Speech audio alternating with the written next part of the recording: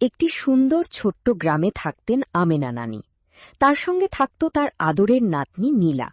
নীলা ছিল খুব শান্ত ও মায়াবী মেয়ে। নানিকে ছাড়া সে এক মুহূর্তও থাকতে পারত না। আর আমেনা নানির পৃথিবী ছিল তার ছোট্ট নীলা। প্রতিদিন সকালে নীলা ঘুম থেকে উঠে প্রথমে নানির কাছে যেত। আমেনা নানি তখন নীলার জন্য গরম দুধ আর রুটি তৈরি করে রাখতেন। নীলা বলতো, নানি, তুমি এত সকালে উঠে আমার জন্য খাবার বানাও কেন? নানি হেসে বলতেন, তুই ভালো থাকলেই যে আমার মন ভালো থাকে মা। নীলা স্কুলে যাওয়ার সময় নানি তার চুল সুন্দর করে বেঁধে দিতেন। তারপর বলতেন, মন দিয়ে পড়াশোনা করবি আর সবাইকে ভালোবাসবি। নীলা প্রতিদিন স্কুল থেকে ফিরে নানির কাছে বসে সারাদিনের গল্প করত। নানিও মন দিয়ে তার কথা শুনতেন।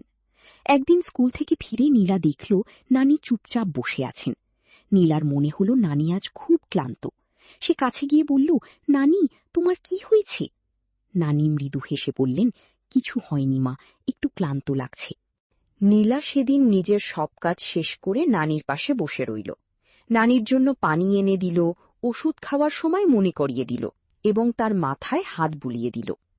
আমেনা নানির চোখে আনন্দের পানি চলে এলো।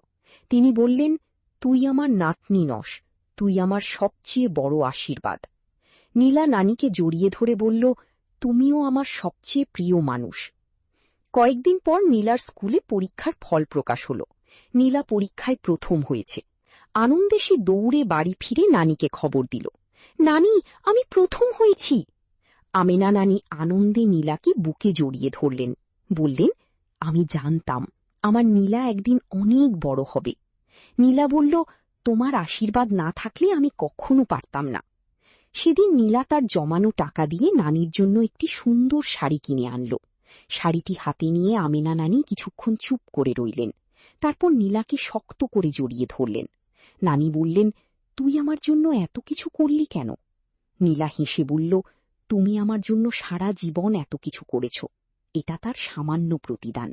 আমেনা নানি বললেন, ভালোবাসার কোনো প্রতিদান হয় না মা, তুই শুধু ভালো মানুষ হয়ে থাকিস, সেটাই আমার সবচেয়ে বড় চাওয়া।